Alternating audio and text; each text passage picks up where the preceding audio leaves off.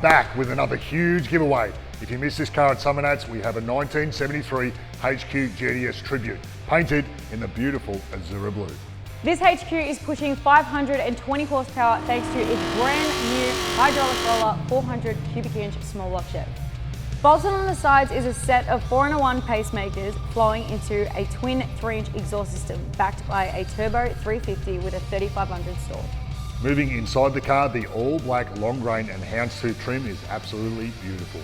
The B&M carbon stealth ratchet shifter shifts that beautiful transmission, and the short 9-inch diff can certainly handle some power with 3.9 gearing, Eaton True Track and 31 spline billet axles. And the car has been mini tubbed, and the 275/60s sit under the back just nicely.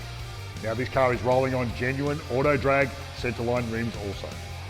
All of this comes in to be worth $145,000, and you could be taking it home from just $19.95. Now a very important part, this draw only runs for 10 days. We're going to draw this car live at the Tuff Streeters Festival at Calder Park, February 1st.